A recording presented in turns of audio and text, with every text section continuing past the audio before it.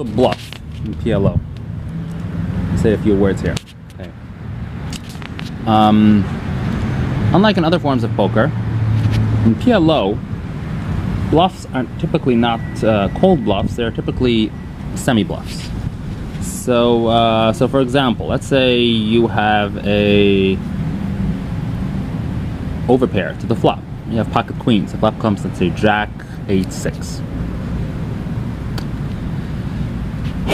Now, normally in PLO, unless you improve a pocket pair, a high pocket pair, or any pocket pair for that matter, but even with a high pocket pair, unless you improve it on the flop to at a very minimum 2 pair, but preferably to something like a straight draw, flush draw, or of course a set, unless you improve it, you're supposed to really slow down, perhaps not even bet, and not even call a bet. So in a case like this, the flop is Jack 8-6 and your opponent bets, most tight players will fold here, which would be correct. But the fact of the matter is, though, that in some cases they don't have you beat yet. Now, a typical retort to that is that even though they don't have you beat yet, they can still be a favorite. Okay, because given all the draws, let's say he has a 5-7-9, right? So he has a wrap. Let's say he has 9-10 queen, he has a different wrap. Let's say he has a flush draw and a pair. Let's say he has 2 pairs and he has you beat already. But even if he doesn't have 2 pairs, he might have flush draw. So there's a lot of draws, and especially if you have combined draws, then he definitely has a statistical edge over you. And so the obvious retort is, yes, you are supposed to fold, even though he doesn't technically have the best hand yet, but the draw is so powerful that your queens are no longer the favorite. But the problem though with that, with his reasoning is that, for one, what if he doesn't? What if he has no draw, just a pair, and he's bluffing you? And secondly, given the size of the pots, typically you will have raised pre-flop, or there will be some dead money in the pot already. And if you're folding now, and he's only a very slight favorite due to his draws, then you're giving up a certain amount of equity. And nevertheless, it is correct to fold. So how should you feel about this potential bluff?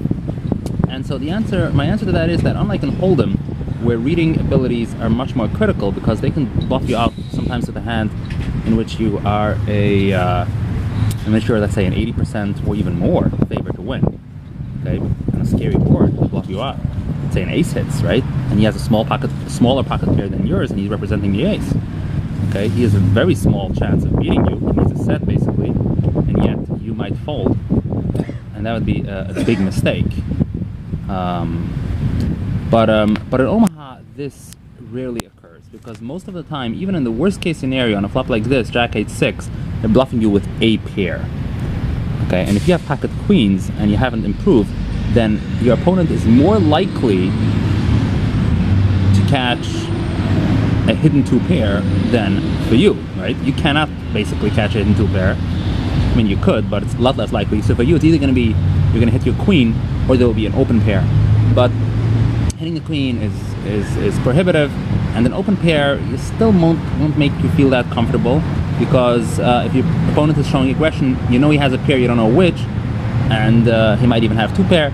Bottom line is that it's just your opponent is never too far behind, and it's almost impossible for any reasonably sane player to be showing any sort of aggression on a flop like this without being very close behind you. Something like, let's say, 40%, 45, something like that. Not less than 40, typically. But even if it's less than 40, it's not less than 35. So it's not like Hold'em. And frankly, in a case like this, it's actually sometimes it's a good thing that they're betting aggressively, because it means that they're going to do it next time when you do have a stronger hand and enough to call. So what I advise is give him the benefit of the doubt, fold, and you'll catch him next time. That's basically it. Because remember that if your opponent does have you beat, you don't know how, you don't know which 2 pair, and you're hoping for the board to pair for you to make 2 pair, but that might give him the full house. So then you have the question again: do you keep him honest? What if he bluffs? What if he senses weakness and he exploits that and he bets again? So you never know what to do. So the best thing is to just fold right then and there. Yeah, in most situations. Of course, there are exceptions, and over time you develop a feel for it, but as a beginner, and if you're not sure, then the best thing to do is just fold.